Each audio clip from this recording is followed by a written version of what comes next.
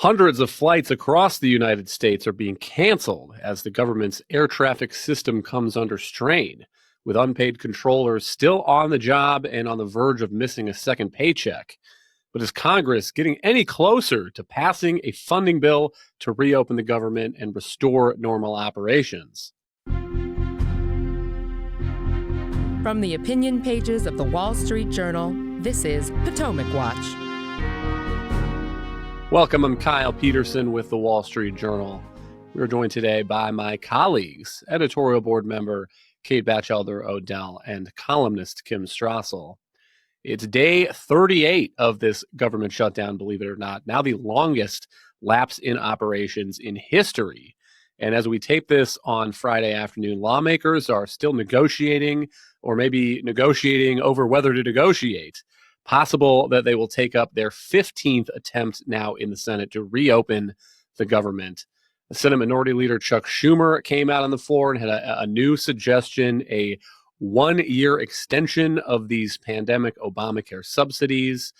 Many Democrats, though, seem to have taken the Tuesday's election results and their success in New Jersey, Virginia, and beyond as a signal that now is not the time to give in. Let's listen to Senator Chris Murphy in a conversation with Punchbowl News. We're certainly meeting the moment right now, but I think there will be some pretty substantial damage done to a Democratic brand that has been rehabilitated if on the heels of an election in which the people told us to keep fighting, we immediately stop fighting.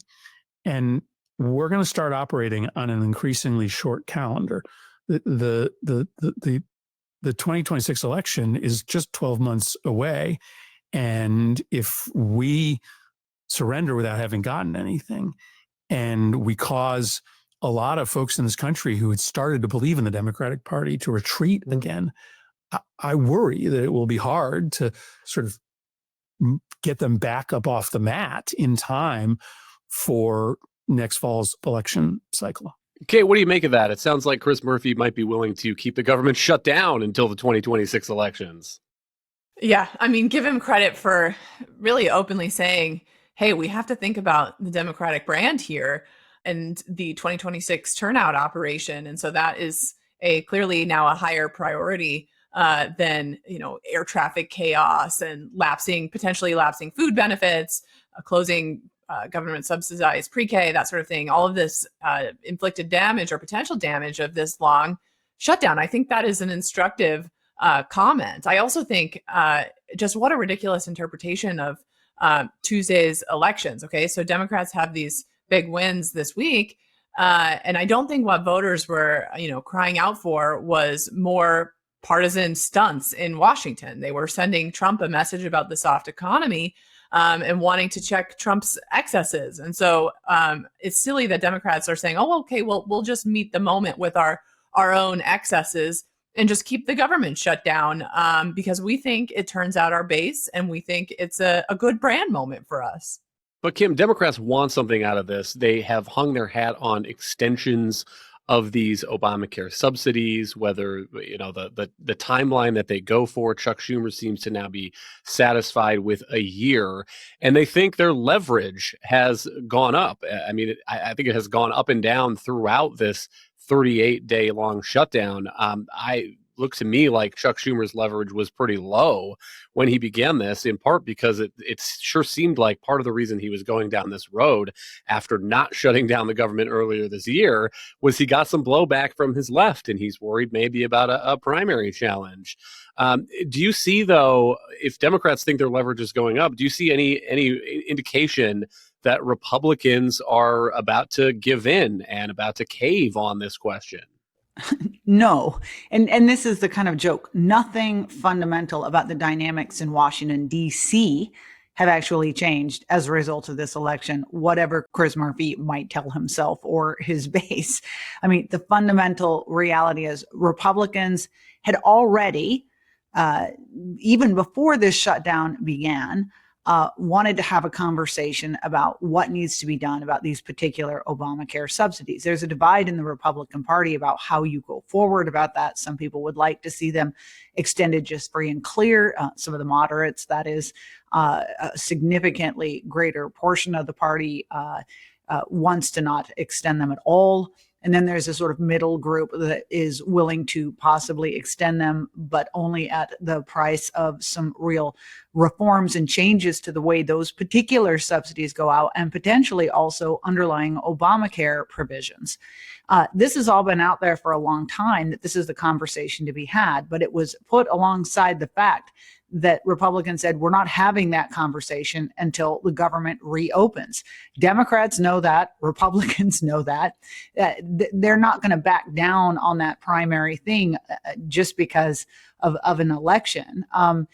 I think one thing that Democrats have a little bit of leverage on is, if you look at the polls, there's a suggestion that more people do blame Republicans than blame Democrats. But you also have to remember that for a lot of Republicans, for as much as Chris Murphy is talking about, yay, our base, Republicans see this as a bit of a winner with their base too. So the dynamics have not changed. And I think this is more a question of just how much pain are Democrats willing to inflict on the country in order, as Kate said, to satisfy this maybe 25, 30%, out there that is their progressive base that wants to see this happen, versus the whole rest of the country that's getting quite sick to death of it. And I put myself in that category. It's a fair point that there are two kind of separable questions here. One is this question about these Obamacare subsidies, and two is whether that is part of a negotiation or not to open and fund the government. And Kate, I do think Republicans have some high ground on that question, not allowing a party that does not control any element of the federal government, neither branch of Congress nor the White House, to say we won't give you the votes to get a funding bill past the filibuster until we get X, Y, and Z. If you allow that dynamic to succeed, then I think you're going to get many more attempts at doing that, which, by the way, I think was basically what Democrats said when Republicans were in the minority trying to shut down the government and getting President Obama to defund Obamacare, to pick one of those pointless fights. Then I think we get to this bigger question, which is, if the government gets open and funded, where are Republicans on those Obamacare subsidies? And it seems to my eye that discussion has not really broken through yet on whether it makes sense to keep these pandemic subsidies going and allow basically free federal government subsidized healthcare plans for many people. Well, I think Schumer's latest offer on Friday is a testament to how far we haven't gotten on this question, because he's basically just renewing what Democrats have already demanded. His fig leaf is that we'll just do a 1-year extension. But those who cover Washington understand, anytime, it doesn't matter if it's 1 year or 2 year or 5, because it just sets up another deadline where Congress will eventually, just continue it on and replay this kind of pressure cycle that we're seeing right now. So a 1-year extension is not a concession from Democrats.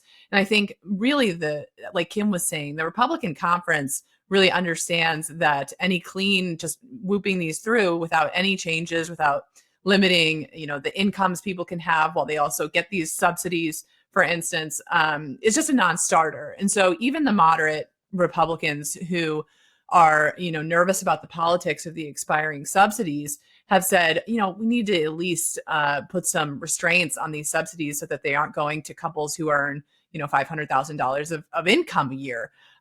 So again, I don't think there is any truck in the 1-year Obamacare extension that Schumer is offering. After the government opens, if that happens, I think, Republicans have said they are willing to discuss Obamacare, but they can't guarantee an outcome because the Affordable Care Act is deeply unpopular in their conference, and for good reason. I mean, all we're talking about in the conversation about Obamacare subsidies is how much of the premium are taxpayers going to pay. We're not debating how much the premiums are going up. It's just an exposure question of whether the public should bail out this program and, insulate people from having to pay the full sticker price for it.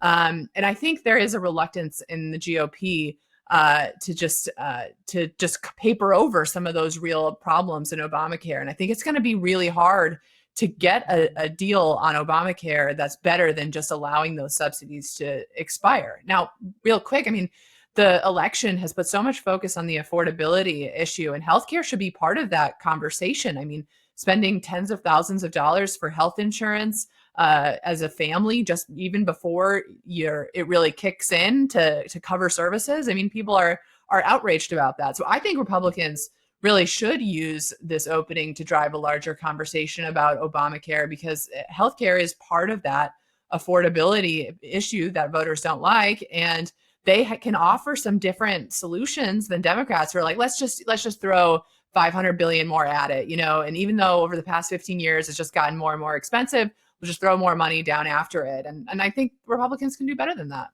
The pain that the shutdown is imposing on the public, though, is going up day by day, it seems to me, Kim. And a big story this week are these cancellations of hundreds of airline flights. Let's listen to Transportation Secretary Sean Duffy announcing a reduction from the FAA in air traffic at many airports across the country.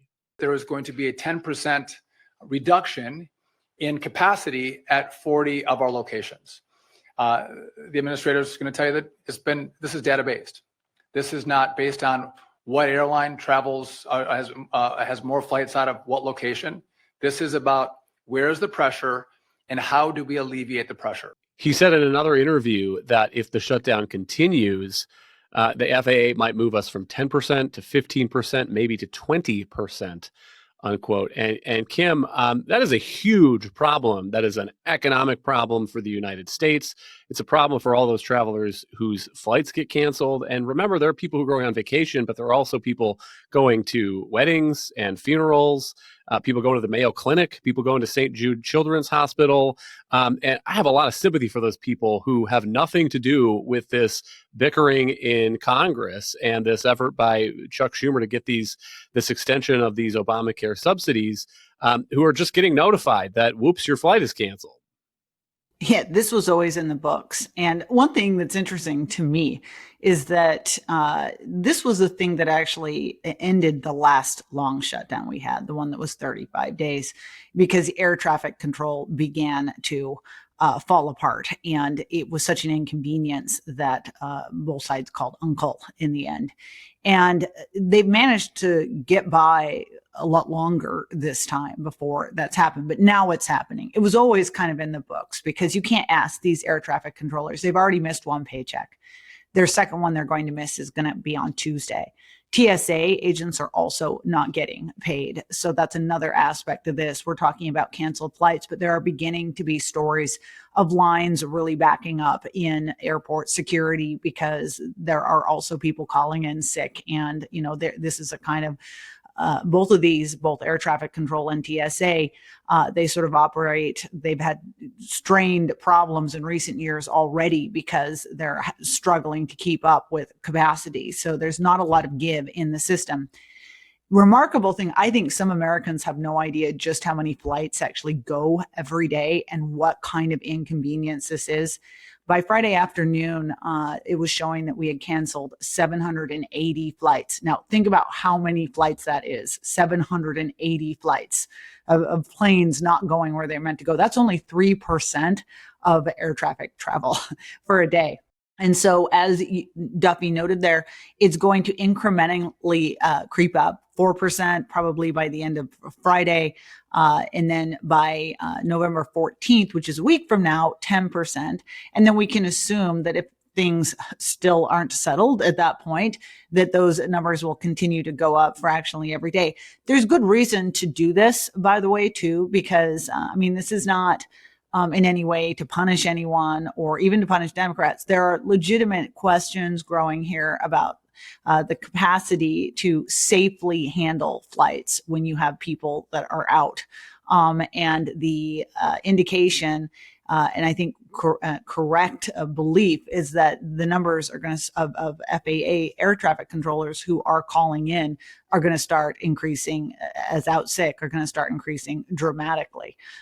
So right now, the airlines are doing their best to try to minimize the hassle. For instance, I was reading that some of the airlines that are going to have to do these cuts are trying to simply cut some of their really routine flights, the ones where they have a lot. So for instance, American flies 10 flights a day from Tampa to Miami.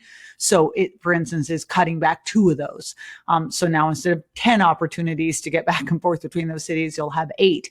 But they're not going to be able to minimize that pain as the cuts go up. And, we're going to be looking at a situation here, like you just noted, Kyle, if there's only one flight that goes to your destination from one airline on that day and it gets canceled, you don't get there. At least you don't get there via air, and you might not know when you do. And that's really going to start impacting business, not to mention people's personal affairs. The other thing that strikes me about this, Kate, is that it is a bonkers way to run the air transportation system of a huge, rich, wealthy, successful country like the United States. So Secretary Duffy, in an ABC interview last weekend, said a couple of things I thought were notable. One is there is a level of risk that gets injected into the system when we have a controller that's doing 2 jobs instead of 1, unquote. And the officials are saying that the air system is still safe and that they are taking these steps to reduce flights to ensure that it remains safe. But let's hope that there is no kind of mishap or incident that can be traced to an overworked, underslept, not being paid air traffic controller. And then 2, he talked about the hard choices that are facing some of these controllers who may be calling out sick, even though they're supposed to be working. He said they have to make a decision. Do I go to work and not get a paycheck and not put food on the table? Or do I drive for Uber or DoorDash or wait tables, unquote? And Kate, there was an effort in the first Trump administration that President Trump supported to spin off air traffic control to some kind of nonprofit, and they could fund it with fees instead of taxes. And had that succeeded, we would not be in this situation because the air traffic system would be running separate, unrelated to this government shutdown and this disagreement in Congress. It's hard for me to understand what the argument against that is. So why did that fail in the first Trump administration? Well, it failed in the first Trump administration because the panoply of interest groups opposed it. Kind of hobbyist aviation groups don't necessarily like it because they don't want to pay fees to use the airspace. Rural airports didn't like it, even though they could really benefit if they could have remote control towers or other technological innovations that FAA has struggled to provide. I mean, the word privatization of air traffic control is spooky to people, even though it really shouldn't be. Most developed countries run their air systems spun off that way, like Canada, for instance. And it actually is arguably much safer because it would free up the FAA to focus on being a safety regulator as opposed to delivering this high-tech service. And so it was a solid proposal in 2017 that had support from airlines, that had support from the controllers unions that really want better technology that FAA is struggling to deliver. I mean, the classic example of that is like these paper flight strips that they pass around to keep track of airplanes, which, as you know, you're using better tech than that on your GPS and CarPlay, so this is the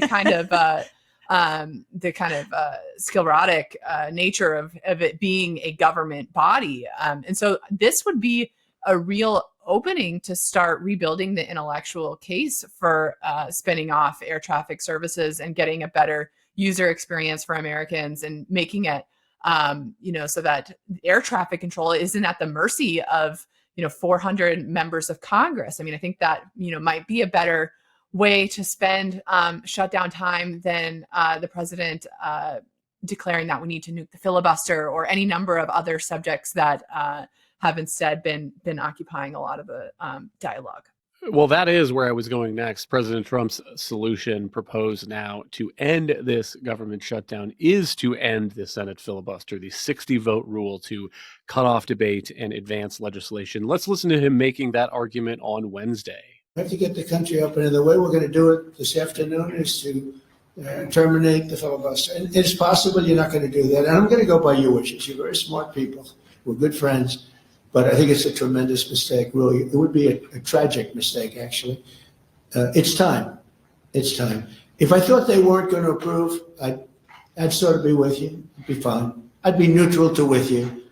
But knowing that they're going to pass it as soon as they get any semblance of control, they'll pass it first thing. Then it's like we have to do it first. And we have 2 years. And we'll end up with 2-3 years. And we'll have this country so perfect. We will have passed more legislation than any Congress and any group of senators or a group of congressmen. And we will get it through. They'll send it to us. We'll send it to them. It'll be a beautiful machine. Kim, what say you? I look, I understand where Donald Trump is coming from. I really do. Like, first of all, just to give him his due, he has consistently hated the filibuster. He made these arguments in his first term too. He doesn't like it just on principle because in part he thinks that it's undemocratic. It really sort of messes with his head, the notion that you have to have 60 votes when it just ought to be majority rule, right? Like he just sort of has that attitude. He doesn't really appreciate the institutional, cooling saucer aspects of the Senate. And it just doesn't fit with his approach to how he does anything, which is if I want to get it done, it should get done tomorrow, or it should get done today. It should be done already. And anything that stands in his way, he doesn't like. So I get that. I nonetheless think he is wrong on pretty much every aspect of his argument here. First of all, I think it's really bad politics for the current situation, meaning one, if Republicans use this to end the current shutdown, it gets Democrats completely off the hook for all of the misbehavior and the intransigence that they've had so far and all of the pain and agony on this country. They're just extracted from that situation and from having to do anything. Two, it also does their dirty work for them. They have been demanding for years that the filibuster go away. They lacked the votes to do it. But wouldn't they just love to say, look, Republicans did it first. Now, of course, we're completely emancipated to do it. And whereas Republicans are arguing just get rid of the filibuster, this suggestion is just get rid of it so for appropriations so that we can open the government again. Democrats will take that and run. They will jam through everything. And that's the other problem is, Donald Trump says, oh, we'll pass everything we want. It'll be a great 2 years. And then Democrats will win and they will come in and the things that they will pass will be absolutely horrifying to every Republican in the country. And, we can go through the list, a national law federalizing elections, making everybody look like California, reconstituting and changing the Supreme Court, creating 4 new states or 2 new states with 4 new Democratic senators. I mean, they will go as big as they can possibly go. I get the point too about saying, well, if we don't do it, they're going to do it. Except for he made that argument back in 2017 and we're this many years on and we still have the filibuster. And that's in part because you had institutional pushback in the Democratic Party. People note that Manchin and Sinema are gone. I get that, except for that there are other people that are still really reluctant to get rid of this. And you never know how parties are going to change, what the next election is going to bring. It all seems like a very poor way to go down the road. I don't get it. That's my concern as well, Kate, is there was a reason that the Senate is supposed to be different from the House. The founders, the old story is that they created the House to channel the passions, the heat of the public and the people.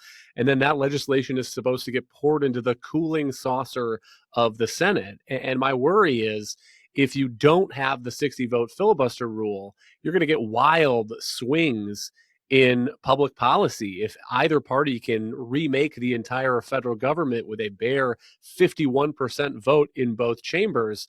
And by the way, if you think that politics and United States elections are heated now, wait until that's the case. And every election will decide whether there are going to be new states created or maybe 16 justices on the next Supreme Court. So, Kate, I mean, do you think that there are enough Republicans, institutionalists, who still know why the Senate was supposed to be different than the House? I mean, President Trump can be pretty persuasive. There is an Axios story now quoting an unnamed Trump advisor saying that he plans to make their lives a living hell if they do not end the filibuster. Here, listen to this. He will call them at 3 o'clock in the morning. He will blow them up in their districts. He will call them un-American. He will call them old creatures of a dying institution. unquote. Do you suppose that's going to be very persuasive? Yeah, I would add a couple points to this. You're making the strong cases there, but the argument is always one that the Democrats will do it anyway, right? So why don't we just do it now? Well, first of all, one reason not to do it now is because the center-right coalition generally thinks that constraints on wild swings in government are a good thing. I'd also add to that too, that consider for a moment that it's been a liability, a political liability to the Democrats that they've been willing to run roughshod over half the country that disagrees with them. Why would Republicans want to start doing the same thing or own busting this norm if Democrats are going to do it anyway and pay a price for it? Then I think, okay, let's consider the pure politics of this for a minute, like even take on its own terms the idea that the principal who needs the principles or whatever. I think Republicans wouldn't even get very much out of it. I mean, so it is November the 7th. There's an election a year from now. The Republicans have already passed their big budget bill. Washington turns away from doing much in an election year anyway. So you're telling me that what Republicans are going to get is opening the government in exchange for breaking the filibuster, and then the Democrats can take power and then do everything they want to do and make DC a state and whatnot and try to build a permanent majority. That just doesn't seem like a very good deal to me, even if you think that the filibuster is worth breaking. But then finally, the reason why I am hopeful that even though the president seems intent on increasing the pressure on senators, the reason why I'm not sure that will work is because to break the filibuster, because of the character of the Senate, would basically turn every senator each senator has a lot of power and influence because of the filibuster and because of the majorities that are required to pass things. And so to break the filibuster would make each senator, the equivalent of a House backbencher. And I understand that doesn't have a lot of sway maybe with the public, but I do think that has sway with senators who don't want to give up their institutional prerogatives. So I think that, like I said, have some principles, bad political deal, and no senator wants to become irrelevant in his own institution. And I hope those arguments will carry the day. Thank you, Kate and Kim. Thank you all for listening. You can email us at pwpodcast@wsj.com. If you like the show, please hit that subscribe button, and we'll be back next week with another edition of Potomac Watch.